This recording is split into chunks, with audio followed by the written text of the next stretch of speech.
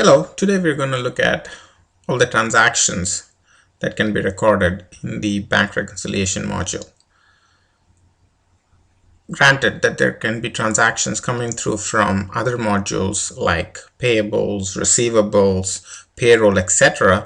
that could eventually update our checkbooks in the bank module.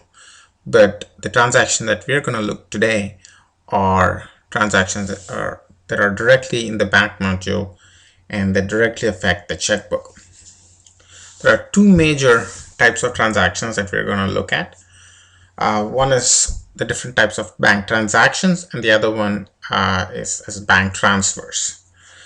To enter the different types of bank transactions, you would go under financial transactions, financial and bank transactions. And in here, you have four different options. You can enter a transaction, you can enter a receipt, you can void an posted transaction, or you can void a posted receipt. There are four types of transactions. You could have a check transaction, which is you writing out a manual check to an outside party, or it could be a withdrawal transaction, which would again be a decrease in funds from your bank account, or you could do an increase or a decrease adjustment. So those are the different types of transactions that you could do. The receipt, on the other hand, there are three types of receipts you can enter: a check receipt, a cash receipt, and a credit card receipt. It is important to understand that just because you entered a receipt doesn't mean that this is going to automatically update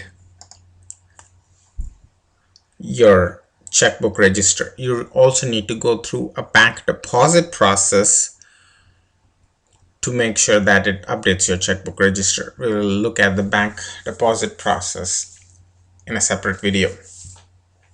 So let's go ahead and use one transaction as an example. So I'm going to enter a check transaction, which is an outgoing of funds. So you just go in, put in the date of the check. You select the checkbook for which you're writing out the check. The currency ID is automatically defaulted from the checkbook ID. You can let the number default, or you can go ahead and specify the check number. You can also put in a couple of informational, you can populate a couple of informational fields like the paid to and description. Again, those are not required, but it's good to have that. And then you go ahead and put the dollar amount. As soon as you do that, you'll see that the GL account that is associated with the checkbook automatically defaults on the first row, and the debit or credit amount, depending on whether it's an increase in funds or a decrease in funds, is also populated. So because this is a fund decrease from this checkbook or bank account, you're going to have a credit amount against the GL account. You have to make sure that you put in one or more lines that add up to your credit amount so that the debits and credits equal for you to be able to post this transaction. So all you have to do here is go ahead and put the amount, the debit amount, and as long as there is no difference between the debit and credits, you can go ahead and post it. Any transaction, like any other transaction, you will get one or more posting journals when you close the window. I'm not gonna print any of those at this point. So that's pretty much how you enter a transaction. Obviously, you can go ahead and void a transaction simply by selecting void transaction and selecting a checkbook, and then looking for all the posted transactions, and you can go ahead and void it. So it's pretty straightforward. Again, you can go ahead and specify any line level distribution reference information just like you would do on a regular journal entry. The other type of transaction that I would like to look at today is a transfer. Again, you can enter a transfer or void a transfer.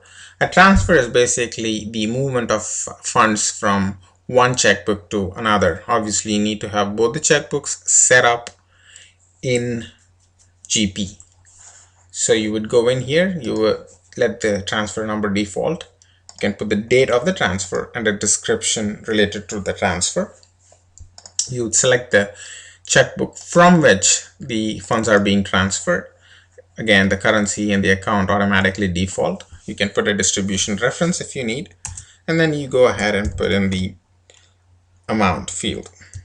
Then you go in and select the checkbook that you're going to transfer to, and again you can put a different distribution reference, but you do not get the opportunity to specify the amount because that can only be one amount. So whatever funds you're transferring from is what you're going to be transferring into the other account. Once you have everything populated, straightforward, you can go ahead and post. And again, when you close the window, you will get one or more posting journals. So those are the two main type of transactions that you would do in the bank module. Tomorrow we'll look at the bank deposits and the different functionalities associated with that. Bye bye.